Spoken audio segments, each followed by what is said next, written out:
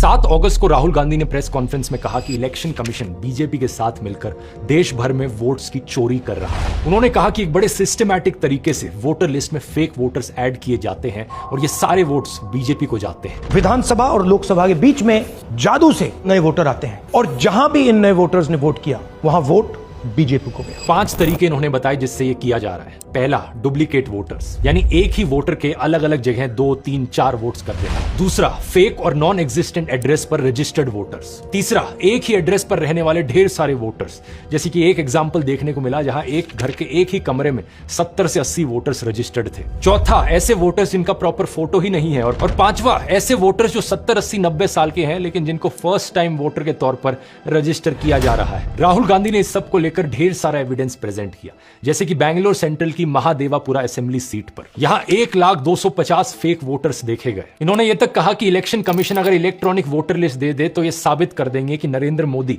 धांधली करके प्रधानमंत्री बने। जब इतना बड़ा एक्सपोजे किया गया और इतने बड़े बड़े आरोप लगे तो पता है इलेक्शन कमीशन ने क्या जवाब दिया? कुछ ही सेकंड्स के अंदर वो ट्वीट करके कहते हैं कि ये एलिगेशंस मिसलीडिंग है। कोई इंक्वायरी नहीं, कोई चेकिंग नहीं, किसी एग्जैक्ट पॉइंट का कोई काउंटर जवाब नहीं, बस मिसलीडिंग घोषित कर दिया। और ऊपर से यह कहा इलेक्शन कमीशन ने कि अगर जांच करवानी है, जांच तभी होगी जब राहुल गांधी एफिडेविट पर साइन करके ओथ लेंगे कि ये सारा डेटा सही है। बताओ जरा। लेकिन कुछ मीडिया हाउसेस ने अपनी इन्वेस्टिगेशंस करी। इंडिया टुडे ने अपनी इन्वेस्टिगेशन करी जिसमें राहुल गांधी का महादेवापुर में मुन्नी रेड्डी गार्डन के हाउस नंबर 35 पर 80 वोटर्स का रजिस्टर होने का दावा सही मिला। ये 10 से 15 स्क्वायर फीट का एक कमरा था जिसमें केवल एक व्यक्ति रहता है, जिसके हिसाब से इस घर का ओनर बीजेपी से जुड़ा जयाराम रेड्डी है। लेकिन इस एक कमरे के एड्रेस पर 80 से ज्यादा वोटर्स रजिस्टर्ड थे। अब बात यहां पर यह है दोस्तों कि पहली बार नहीं है ऐसे आरोप लगे हों। दिल्ली इलेक्शन से पहले भी ढेर सारे सबूत प्रेजेंट किए थे आम आदमी पार्टी ने, जो दिखा रहे थे कि एक वोटर फ्रॉड हो रहा है। इन्होंने एक ही विधानसभा में शादरा में 11,008 वोट काटने के लिए एप्लीकेशन दी।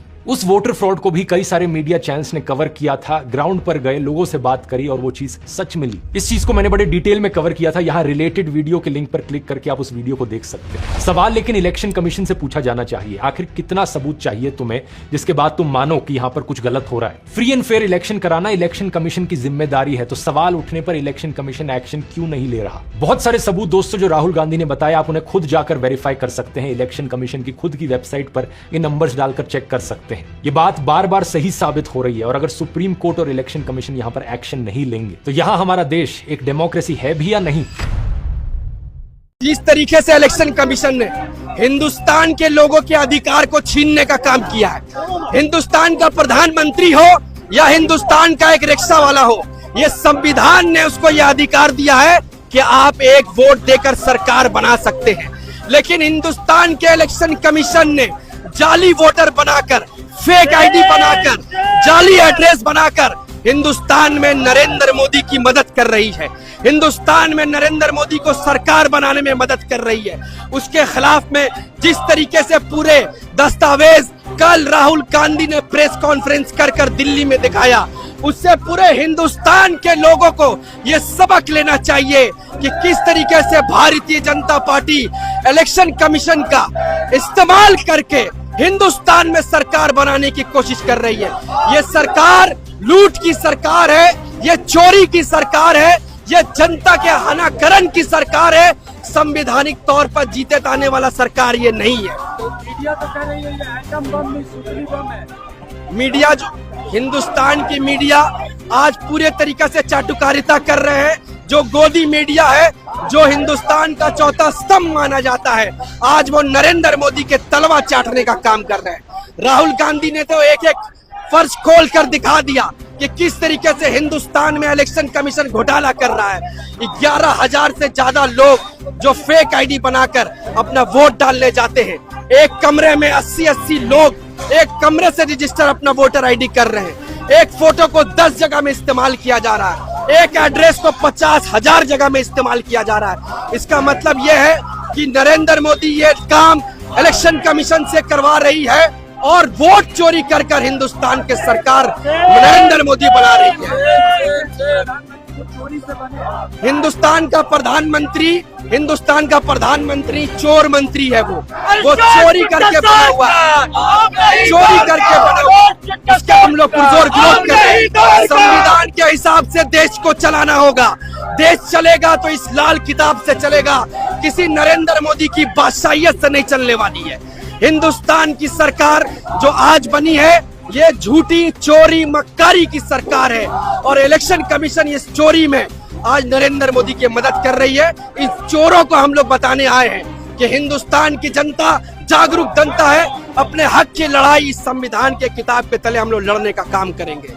7 अगस्त को राहुल गांधी ने प्रेस कॉन्फ्रेंस में कहा कि इलेक्शन कमीशन बीजेपी के साथ मिलकर देश भर में वोट्स की चोरी कर रहा है। उन्होंने कहा कि एक बड़े सिस्टमैटिक तरीके से वोटर लिस्ट में फेक वोटर्स ऐड किए जाते हैं और ये सारे वोट्स बीजेपी को जाते हैं। विधानसभा और लोकसभा के बीच में जादू से नए वोटर आते हैं और जहां भी इन नए वोटर्स ने वोट किया वहां वोट बीजेपी को गया। 5 तरीके इन्होंने बताए जिससे ये किया जा रहा है। पहला, डुप्लीकेट वोटर्स, यानी एक ही वोटर के अलग अलग जगह 2, 3, 4 वोट्स कर देना। दूसरा, फेक और नॉन एग्जिस्टेंट एड्रेस पर रजिस्टर्ड वोटर्स। तीसरा, एक ही एड्रेस पर रहने वाले ढेर सारे वोटर्स, जैसे कि एक एग्जाम्पल देखने को मिला जहां एक घर के एक ही कमरे में 70 से 80 वोटर्स रजिस्टर्ड थे। चौथा, ऐसे वोटर्स जिनका प्रॉपर फोटो ही नहीं है। और पांचवा, ऐसे वोटर्स जो 70, 80, 90 साल के हैं लेकिन जिनको फर्स्ट टाइम वोटर के तौर पर रजिस्टर किया जा रहा है। राहुल गांधी ने इस सब को लेकर ढेर सारा एविडेंस प्रेजेंट किया, जैसे कि बैंगलोर सेंट्रल की महादेवापुरा असेंबली सीट पर यहां 1,250,000 फेक वोटर्स देखे गए। इन्होंने यह तक कहा कि इलेक्शन कमीशन अगर इलेक्ट्रॉनिक वोटर लिस्ट दे दे तो यह साबित कर देंगे कि नरेंद्र मोदी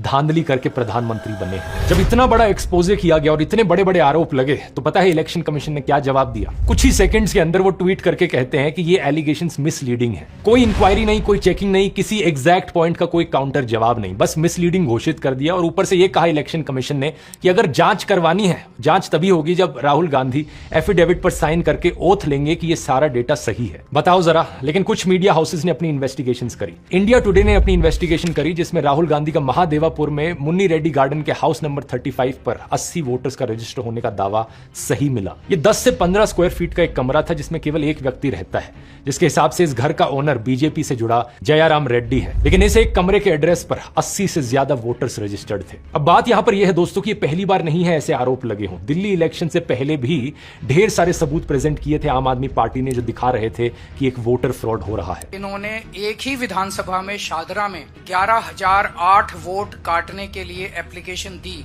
उस वोटर फ्रॉड को भी कई सारे मीडिया चैनल्स ने कवर किया था, ग्राउंड पर गए, लोगों से बात करी और वो चीज सच मिली। इस चीज को मैंने बड़े डिटेल में कवर किया था। यहाँ रिलेटेड वीडियो के लिंक पर क्लिक करके आप उस वीडियो को देख सकते हैं। सवाल लेकिन इलेक्शन कमीशन से पूछा जाना चाहिए, आखिर कितना सबूत चाहिए तुम्हें जिसके बाद तुम मानो कि यहाँ पर कुछ गलत हो रहा है। फ्री एंड फेयर इलेक्शन कराना इलेक्शन कमीशन की जिम्मेदारी है, तो सवाल उठने पर इलेक्शन कमीशन एक्शन क्यों नहीं ले रहा? बहुत सारे सबूत दोस्तों जो राहुल गांधी ने बताया, आप उन्हें खुद जाकर वेरीफाई कर सकते हैं। इलेक्शन कमीशन की खुद की वेबसाइट पर ये नंबर्स डालकर चेक कर सकते हैं। ये बात बार बार सही साबित हो रही है और अगर सुप्रीम कोर्ट और इलेक्शन कमीशन यहां पर एक्शन नहीं लेंगे तो यहां हमारा देश एक डेमोक्रेसी है भी या नहीं?